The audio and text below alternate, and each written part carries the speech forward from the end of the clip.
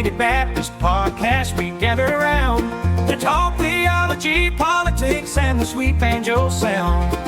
Kevin Thompson leads the way, teacher and preacher too. With a men's quartet, the harmonies ring true.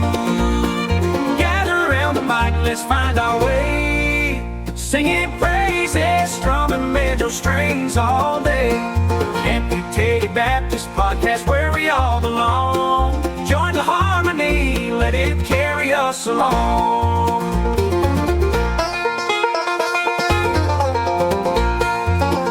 With a passion for faith and a banjo by our side, we don't deep, we don't hide, we take it all in stride. From parables to politics, every topic on the table, let's harmonize together, let's make it stable. In the chord progressions we find our peace, singing praises, strumming banjo strings all day. Amputated Baptist Podcast, where we all belong. Join the harmony, let it carry us along. Theology, politics, and a little bit of banjo. You're listening to the Amputated Baptist Podcast. And now, here is your host, the Amputated Baptist himself, Kevin Thompson. Welcome back to the podcast. We are continuing our series, Come Let Us Reason Together. So I'm here joined by Ray Jewell. And, Ray, do you want to introduce, we called him our special guest, but now we're calling him Titanium Man, a superhero.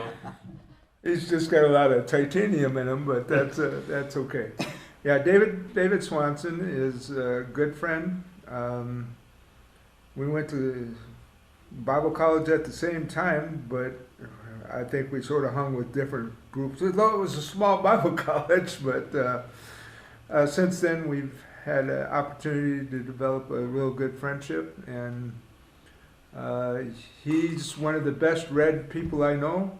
He has his Facebook page from our study. It used to be from my study, but he changed it when other people were piping in a little bit. And well, that's what I hope for it. Yeah, right. So I don't want it to just be me, Right. but it has been. So. Yeah.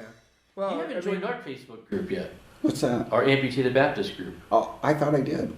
Our- Maybe I didn't. We don't pipe up in it. he, So but he'll put up 4 or 5 resources at a time, and he's read all this stuff before he writes a review on them. I'm like, he does nothing but read. Well, I've been trying to get I'm convinced Ray to- that's all he does. He doesn't sleep. I'm trying to get Ray to pipe in. I actually invited, believe it or not, and Ray, for whatever reason, I think you did 1 or 2 posts on Amputated Baptist on our Facebook group. But Did I forgot. yeah, and so giving a voice to Ray is not always a safe. It is or, not. I'm sort of like sane thing to do. Aslan. I'm not a safe lion. Yeah, but excuse me. For completely different reasons. Yeah. So. So last week we were jumping in, we were introducing Dave, and all of a sudden we just went off. Yeah. And so we never got past our introduction.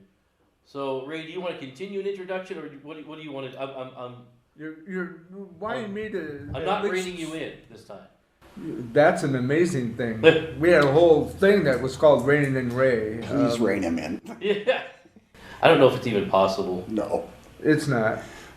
I make sure that it's not. What happened to my list here? Well, as Ray is trying to fish around for his list, I'll say the only time you and I have met in person was up in Minnesota a couple of years ago, where I was up and we were visiting what would become our future adopted kids. Yes. And so we had a good time there at the hotel, and then you also have, and I'm hoping this goes in the Baseball Hall of Fame or something. You gave my son Tommy his first catching mitt, and now he is the catcher for the Beloit Bombers here in town, and it's like that's his thing. That's good. And so you were the one who started that. So Tommy says thank you, and he'll be playing, I think, again next week. That comes out of my faith. That I that we are told to love people, Yeah. to care for them, to encourage them. And that's what my faith is more about Yeah. now than it is about arguing about doctrine. Yeah. And I'm not saying doctrine isn't important, Right. Not by any means. But I think there's steps that need to be taken. Yeah. You know? I mean, we talked last time a lot about Christ in the Gospels, and the majority of what we see Jesus doing is talking with people, interacting with people. I mean, we do have, what was it, 7 or 8 sermons or something? I mean, I'm not even sure that's even a right number. That's the sermons in the Book of Acts. But anyway, you've got the Sermon on the Mount, you've got the Olivet Discourse, you've got things, but mostly it's Jesus interacting with everyday people, and it's the miraculous. It's healing the blind. It's talking with the poor. It's doing all these things, and it's not sitting in a seminary classroom with King Jesus, although that would be pretty awesome. Oh, yeah. Yeah. But he deals a lot with more the individual, and we learn a lot about doctrine and a lot about what it means to be a Christian by those interactions. And Yes. in some ways, it's his interaction with the opposition that teaches us even more about what it means to be a Christian. Well, and this is where I would put forth a question. In Jesus' time, would you define him as a conservative or a liberal? Yeah, see, that's a good question. If you're going to use those terms. Yeah. So the Pharisees certainly would have been the conservatives. More or less, yes. I mean, they were the ones who Yeah, wanted to they were preserve and the history, Sadducees were the preserve liberals. tradition. Yeah. And so then this guy walks around and Gives them He's both healing. grief. he's healing on the Sabbath. What is he doing? Yeah. Yep. And then how do you react to the Sadducees? Yeah. Who would have, Yeah. and they weren't all, I mean, you can't categorize Sadducees or Pharisees in hard lines, but Right. in kind of loose lines, it was conservative, liberal. Right. But Jesus, he wasn't conservative or liberal. Right. Yeah. He was Jesus. He took, the woman at the well is one of my favorite passages because if you understand the context of that he went into Samaria, who Jews hated, Right. and would not, they'd go all the way around, Yeah. the long Yeah. route around Samaria. On top of that, he's at a well, and a woman comes up, and you as a Jew would not talk to a Yeah. woman in public. Well, wait, hold on, because now we have Jesus breaking the Billy Graham rule, Yeah. or the Mike Pence rule, however you want to call it Yes, now. yes. But Yes. the other thing about that is that woman comes out in the middle of the day. The only women that would come out the middle of the day would be women of somewhat questionable repute. Yeah. Because, if you were married and stuff and you had kids at home, you come and get your water at the beginning of the day because you had all this other work to do.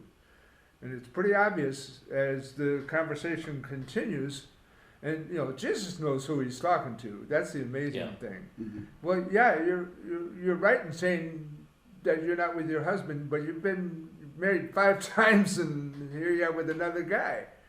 And that's what convinces her that this is someone I need to listen to. Not only do I need to listen to, but the rest of my village needs to listen to, because there's somebody who's told me all about me.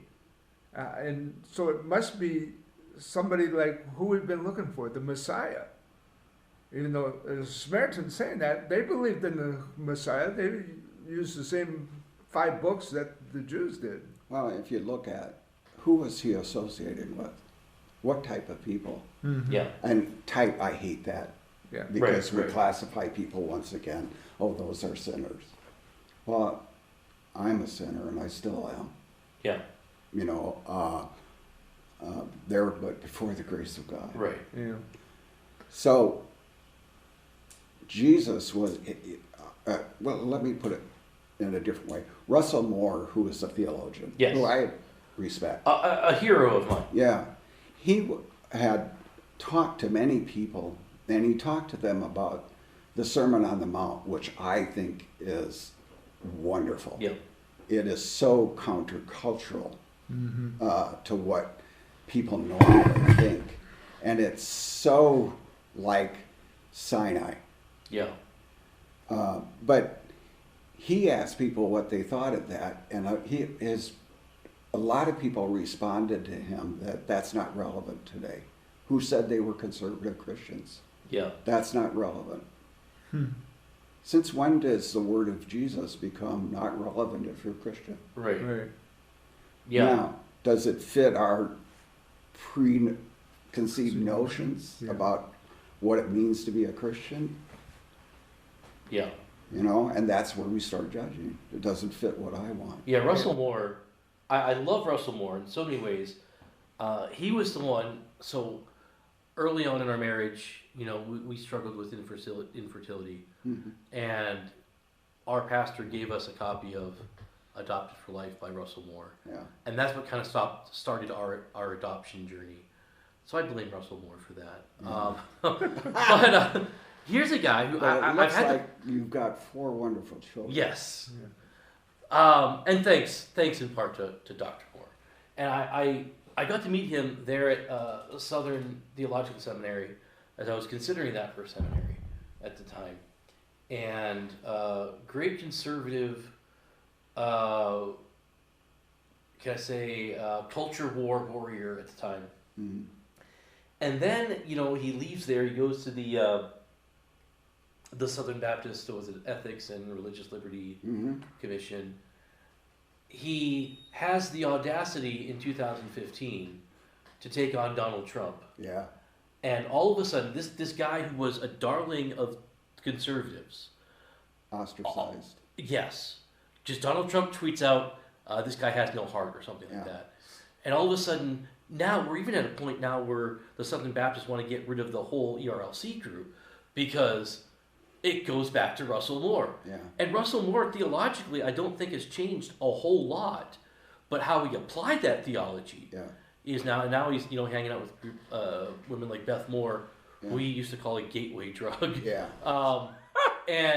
I always had the highest regard for Beth Moore. So Yeah. who is our allegiance to? Right. Yeah. That's what it comes Yeah. down to. Yeah. Is my allegiance to Trump, or is it to Democrats, Yep. or is it to other parties? No, my Right. allegiance is to Christ. And And the every Bible, political decision I Yeah. make is based on what I know about what Christ would do. Yeah. yeah, Now, I don't know everything he would do, but if Right. I look at the Sermon on the Mount, Mm-hmm. holy cow. Yeah. yeah. You know, I'm told to love my enemy. And then a lot of what Jesus said is very political. I mean, he's King Jesus. Right. So right there, that concept is a political concept. Well, the early church really was saying in many words, Jesus is Lord, Caesar is not. Right. And, And that's that's why they political were statement. persecuted. Yeah. And now Caesar is Lord. we're there. Yeah. Yeah. I mean, we're there where you can't say anything but against Donald Trump. Yeah. At least from so I'm more conservative than not, and because I had the audacity to say I'm a never Trump guy, I'm not going to bow the knee. It's one of the reasons I love you. I'm not going to bow the knee to Donald Trump. I think even as a conservative, politically, I don't like Trump, but as a Christian, man, I can't. I'm still shaking my head. What happened? I still don't understand how this man takes over the quote unquote, you know, family values party, Yeah. and now They're not the family. we're values. not. No, we're not. And I would question the family values, Yeah. even that we associate Christians with family values. And we're And not the even reason- talking about. No. What do we mean by family? We're talking about gay marriage and abortion. Yeah. That's pretty much it. Yeah. As long as you believe in or sin against those two things, Mm. you got family values. And it's easy for Or that- someone like Trump to say that he is against abortion and gay marriage and not really mean it. Well, not really, but should that be definitive Right. of what it means for because I have a family. Mhm. And those things aren't a part of my everyday life. And so there's much more going on. than just those two issues. Yeah. But it seems to be the cover. As long as I'm against gay marriage and I'm against abortion, and I am, but as long as I have that, then I can do anything else I want, and I can point back to that and say, no, see, no, you can't. My credentials are solid. But sometimes our against becomes coercive. Yeah. And it's divisive. It leaves people out. Right. So how do I treat the person who's gay? Yeah. Do I treat him like, Right. shun him? No. I think that we're called to love him. Yeah. Yeah. All. Even the person who gets an abortion, if you don't Right. like abortions. Because we tend to categorize sin, but we're all sinners. Yeah. Yeah. So here's where, politically where I'm at, is how do you, as a Christian, how do I demand that non-Christians accept my values? And should I? Or do I need to say, be in proximity of people to show them that I love them, Yeah. help them rethink things and change their minds? I mean, we can enact laws to change things, Right. Yeah. but what happens? Well, right. I had a guy that I used to work for when I lived in DeKalb. He was sort of the manager of a couple of the complex I worked at, and I saw him years later. He said, well, you can't legislate morality. And since then, I'm like, you know what? He was right in that statement. You really can't force people to act, especially force them to act the way you think they should act. In our culture, how do you get people to look at the dignity of man Mm-hmm. Yeah. at any level? They don't. See, I want to push back on Ray for a second. Go ahead. I'm used to it. Because I think just the opposite. That there's no way you can't legislate morality in the sense of Every legislation. every piece of legislation is a question of right and Yes. wrong. Okay. And so you have to some degree. But it's just like, okay, so I work here at a Christian school, and we have certain rules that go way beyond what public schools do, because we can do that. And there's a fear I have, and I think most of the rules we have are fine, I think they're good. But my fear then becomes, I determine my level of Christianity based upon the rules that I follow. This is what it means to be a Christian. You don't have your hair a certain length. You don't read certain. You don't have this, that, and the other thing. Well, and you don't- can back all that up biblically. Right, but then it's like now I'm. Let's just say tomorrow, we ended all homosexual marriage. We ended abortion. We enacted.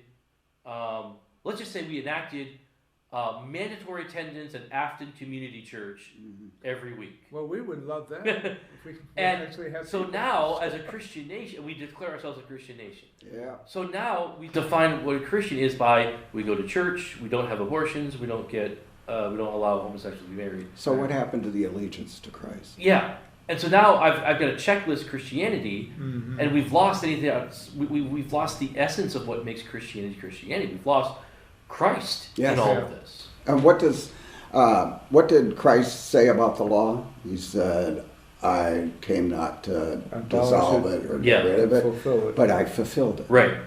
You know, so I'm not anti-law Yeah. or anti-moral legislation. It has to be there. Right. But I think that to change people's minds truly, it can't be by law. Right. It's if you really want to help people, you got to help them see a different world Yeah. than what they're thinking. And they've got to see you. Yes. Yeah. Because they're not going to care about whatever Trump passes or writes with And his head. if they see me and Yeah. my actions don't match my words, Right. that's not valuable at all. Yeah. In fact, it probably sends people away. I know of a, I'll speak in general terms here, but I know of a homosexual couple living nearby here, and there was a big block party that one house hosted. And this was a Christian couple. And they invited everybody except that one house. So where is the love there? And what do they now think of as Christianity based on that man's actions? It's like, How is that loving your enemy? right. Yeah. And truth be told, I mean, the homosexual is not our enemy. And that's, I think we got to get off of that mentality of looking at everybody through the crosshairs of a bullseye or whatever. But how much more of an impact is going to have if, instead of disinviting a certain couple, if I walked over across the street and said, hey, my name's Kevin, how you doing? And Proximity. yeah. What is going to be more Christ-like? Yes. What's going to be more of an impactful statement? Me bringing over a sheet of cookies or whatever, or me shunning that group? Well, and again, you go back to David's, the story of the Samaritan woman at the well.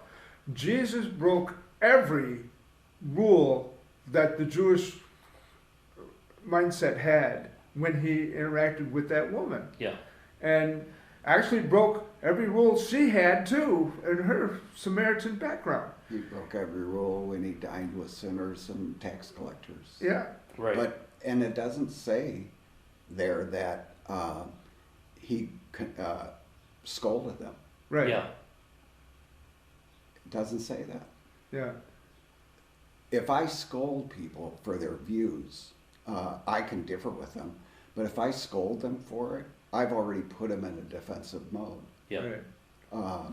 If I show them love and concern and build friendships with them and build trust with them, over time they start to hear. And they start being convicted that they need to change. Yeah. But it's only going to be received, like you said, David, when it's presented in a loving fashion. Yeah. One of the best books I've read about the homosexual is, you remember we did this a few years ago now, A War of Loves? Oh, yeah, yeah. The guy was a poster child for the homosexual community, and then came out to understand that he needed Christ in his life, and he was sort of without a home because the homosexuals shunned him because he'd become a Christian. The Christians were still afraid of him because he was a homosexual, though now he wasn't practicing. He was, abstaining from that. But it was quite the eye-opener for me, because he painted himself as a human being. And I think when we start labeling people, we did them the disservice of not seeing them as humans, but as an object to be upset at, or someone we need to argue with to try to convince them, instead of loving them like we're called to love. Yeah. We expect people to be at our level. Right. Yeah. And if they're not. I've never heard of a group of non-believers commit to Christ after being shunned. Yeah. It's like, oh, I must be wrong. Is that reasonable? Well, you know what? I just finished. I don't read very often, but I just finished. You don't read very often. No one's buying that here this day. I just read a book by a sociologist who's a Christian, and an excellent sociologist. I mean, he is detailed, but he talks about the obsolescence of religion in our culture, and I think he's dead on. It's become obsolete because we go after doctrine, we go after solid beliefs that we hold true, and it really becomes divisive. We don't answer the questions that the culture has around us, or the kids that are asking around us, or what they're struggling with. We don't approach that. We just say, you need to accept Jesus as Christ. Yeah. And that's part of it. But it's bigger than that. Yeah, I mean, it's... And he shows statistically that religion has really diminished. Yeah. And the reason it's diminished is because we have not addressed the cultural tides of the time. Well, You know, and we've so not people- followed the lead of Christ. Yeah. Jesus, in his incarnation, came to this world, took on human form. He didn't need to. He could have come any way he wanted to. He came as a slave, as a servant, in order to share the truth of the matter. We are so anti-incarnational. Yeah. We want to stay in our own group. We feel comfortable in our own group. We don't want to be challenged. We don't want to risk our own faith by interacting with those that we disagree with, Yeah, especially if they're lifestyles. Incarnation is a huge, what do I want to say, doctrine that I would cling to. Yeah. Mhm. Because the incarnation is on many levels. I always think of philosophy of science because that's what I did a lot of work in. So philosophy of science says, well, we know things either by empirical, or then there's the other side that we know it by rational. And it's Yeah. all dependent on man. But now with the incarnation, we have God come from the outside who has the big picture Right. and presents himself to us. And how does he present himself to us? As a servant. Relational servant, yeah. Yeah. So that's what our lives need to be, Yeah. is servants to others. And presidents need to be the same. Yes. Mhm. They're not dictators. They're not authoritarians. Or they shouldn't be. No. And they aren't in the end. Jesus is Lord, Yeah. Caesar is not. And that's my, Yeah. All right, I think that's a good thought to end on Mhm. as we're wrapping this second episode up. I do want to recommend, as we've been talking a lot about the woman at the well, and I want to recommend an article written by a good friend of mine, Ray, Phil Allen. Yeah. His Substack, he's going through a series called God in the Grit, and he recently just wrote about this passage, and kind of from the perspective of the woman, which I think is really good. He talks about fighting shame and things like that. So I want to recommend that. In fact, Phil's writing a book on this topic that once he finishes, if he finishes, Phil, we should have him on the podcast. Yes. But I'll recommend that. And so join us back next time. We're going to continue on the conversation. Dave, we haven't run you off yet. So check us out at amputatedbaptist.com and join our Facebook group. Go to Facebook, look for that group, and chime in. Say something. I'm the only one posting stuff, and I don't post stuff enough. So get the conversation going there. We're welcoming different voices, including guys like our friend John. Ray, you know who I'm talking about. Do you know Corbett John? Walden? Yeah. John who? Corbett Walden. We were Yeah. talking about him. Yeah. I've had. I He like has John. a very We've had interesting dialogue together. Okay. perspective over, of things, yes. Over messaging. Yeah. And it's good. Yeah. I mean, I'm not. I know he is an atheist. Right. But I think he's not stupid either. No. So John, if you're listening, we want you back in the group. I kind of ran John off one day. I was in a bad attitude, I like him actually. and I ran him off. But we actually reconciled over that. He's a forgiving guy. Yeah. The only atheist I know who goes to church regularly now. So, Yeah. John, if you're listening, we should have John on the podcast. We at some should. point. We should. I think he'd do it. He and I were interacting. I suggested we read a book together, and he said, well, anybody who asks me to read a book, I want to suggest a book about the same topic, but Yeah. from a different perspective. And the book I wanted to read together was Scott McKnight's The Blue Parakeet. And he gave me another guy who had a different idea of interpretation, and we were doing pretty good with it, and I was interacting with him some, but then I got depressed. So everything stops when I get Yeah. that way. All right, so check us out. Oh, go ahead.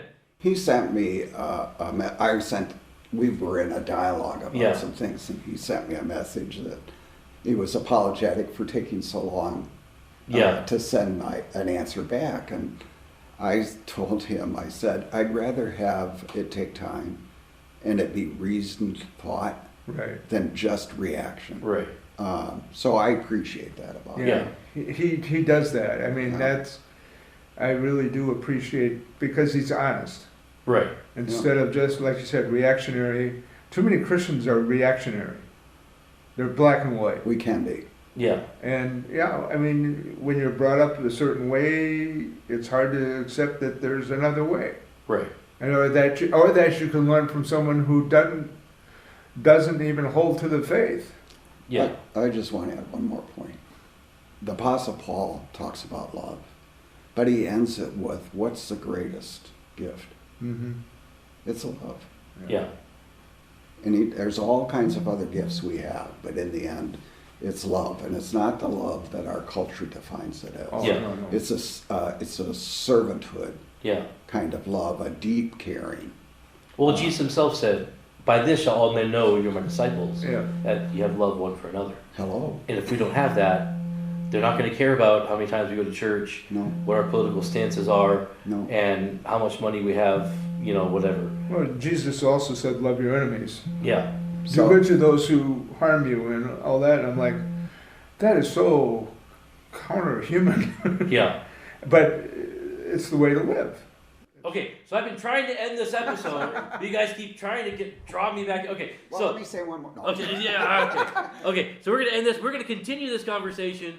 So join us back next time. Again, amputedbaptist.com. Join the Facebook group. Hey, buy some W energy drinks.